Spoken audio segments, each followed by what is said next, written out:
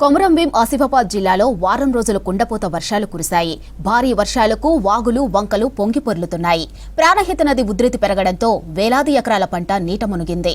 4-5 రోజుల పాటు వరద నీరు పంట పొలాల్లో నిలిచింది. ఇక వరద నీరు తగ్గినా పంట పొలాల్లో భారీగా బురద పేరుకుపోయింది.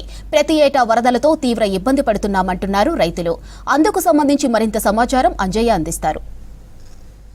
వరద రైతులకి శోకాన్ని మిల్చింది. ప్రధానంగా గత కొన్ని రోజుల క్రితం వర్షాలు కురవడంతో ప్రాణహిత ఉప్పొంగి ప్రవహించింది. అదేవిధంగా ఉప్పొంగి ప్రవహించిన ప్రాణహిత పంట పొలాల్ని ముంచెత్తింది. దాంతో రైతులకు సంబంధించిన పత్తి చేనులు కానీ అదేవిధంగా సోయా పంటలన్నీ కూడా పూర్తిగా మునిగిపోవడం జరిగింది. ఏదైతే ప్రస్తుతం తలాయిలో ఉన్నాం, తలాయిలో రైతులకి ఏ విధంగా నష్టం సంభవించింది, ఎలాంటి నష్టం సంభవించింది అనే అంశంపై మనతో మాట్లాడడానికి రైతులు ఉన్నారు. కాక ఈ వరదల వల్ల మనకి ఎలాంటి నష్టం సంభవించింది? బాగా నష్టమే. ప్రతి సంవత్సరం 3 సంవత్సరాలు అవుతుంది. ప్రతి సంవత్సరం ఇదే పరిస్థితి మాకు. ఎప్పుడైనా నష్టమే. ఎప్పుడైనా వరదలతోటి ఒకటే పెట్టి ఒక 20 రోజుల పత్తి అయింది. మొత్తానికి ఏమి లేకుండా సాగు తీసుకుపోయింది.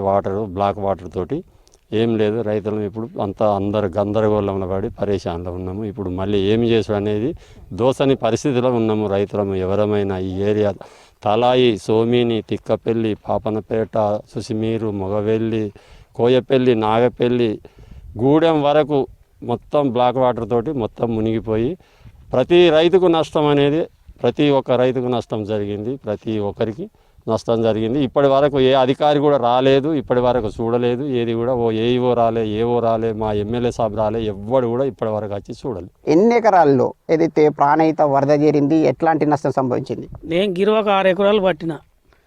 ఇత్తు లేకుండా పోయింది. మొలవలే బురద పోసి. నా పరిస్థితి ఏంది? నాకు ఓన్ భూమి 2 ఎకరాలు ఉన్నది. 6 ఎకరాలు గిరువకు పట్టుకున్నా. మొత్తం బురద పోసి పోయింది. మళ్ళీ పెట్టాలంటే నా పరిస్థితి ఆందోళన ఉన్నది. అంటే ఏదైతే కౌలు తీసుకున్నామని చెప్తున్నారు కదా, ఎంత కౌలుకు తీసుకున్నారు? ఇప్పుడు వరద ఏరింది, బురద ఏరింది, పత్తి మురిగిపోయింది. ఎట్లా ఇప్పుడు మీ పరిస్థితి ఎట్లా? పెట్టుబడి కూడా 1000 రూపాయలు తీసుకొచ్చి ఎక్కడి నుంచి పెట్టిండ్రు? ఎట్లాంటి పరిస్థితి ఉంది మీది? అప్పు తెచ్చి పెట్టిన పుట్టిన కాడ 12,000 ఎకరంతో గిరువకు పట్టిన. ఆ గిరువ పైసలు పోయినాయి, పెట్టుబడి పోయింది, ఇత్తనాలు పోయినాయి. నా పరిస్థితి ఇప్పుడు ఆందోళన ఉన్నది. నాకు ఉన్నది ఇది భూమి. నాకు 2 పిల్లలు సార్.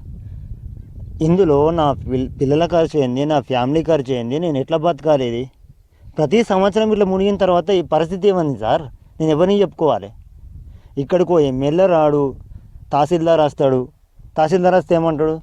మాకేం లేదు భయ్, మేము రిపోర్ట్ పంపిస్తాం భయ్, మాకు ఏం తెలియదు భయ్ అంటాడు. మేము ఎవరికి చెప్పుకోవాలి సార్ ఈ బాధ? అమ్మ ఉన్నారు, ఎట్లా నష్టపోతున్నారు? ఎంత నష్టం సంభవించింది? 5-6 సంవత్సరాలు అయింది నట్టబోతున్నాము. మాకైతే ఏమి కూడా డబ్బులు రాలే. 1 ఎకరానికి కూడా రాలే, 2 ఎకరాలకు రాలే. నేను 6 ఎకరాలు పెట్టుకున్నా. నీరుడు 5 సంవత్సరాల దాకా అయింది. 1 పైసలు కూడా రాలే. ఈ సంవత్సరం మొదటిసారిగా ఎప్పుడు విత్తనాలు నాటారు? ఇప్పుడు రెండోసారి ఎందుకు నాటుతున్నారు? మునిగిపోయినవన్నీ పెట్టుకుంటున్నాము. ఏం చేసుడు? మరి రప్పు తప్పు చేసుడు, మరి తెచ్చుకున్నాడు, పెట్టుకున్నాడు. సావుగారి దగ్గర తెచ్చి పెట్టుకుంటాను. ఏం చేసుడు? ఇట్లా ఊకే నష్టపోవడం ఇబ్బంది అనిపించడం లేదా? బాధ అనిపించడం లేదా? బాధ అనిపిస్తే ఏం చేస్తాం సార్? మరి మేము బాధ అనిపించి ఏం చేసుడు చెప్పు? ఏది ఉంటే అదే అంత ఇంత అమ్ముకునుడు, అంత తెచ్చుడు, పెట్టుడు. ఏం చేస్తావు చెప్పు? మరి అది అమ్ముకోకుండా ఇది పెట్టుకోకుండా మరి ఏం దొరకదు మాకు. ఏది ఉంటే అది అమ్ముకుంటానం, తెచ్చుకుంటానం, పెట్టుకుంటాను సావుకారి దగ్గర. మాకు సర్కారు సాయం చెయ్యాలి. మాకు డబ్బులు కావాలి. నేను 50 ఎకరాలు దక్కేస్తానండి. 40 నుంచి 50, 10 ఎకరాలు మునిగిపోయింది. 10 ఎకరాలు మినిమం మునిగిపోయిందండి. ఈ పంట విత్తనం పెట్టేళ్ళకి మినిమం ఎకరానికి 20,000 పైనే ఖర్చు వస్తుంది సార్. ఇది 10 సంవత్సరం జరుగుతూనే ఉన్నది.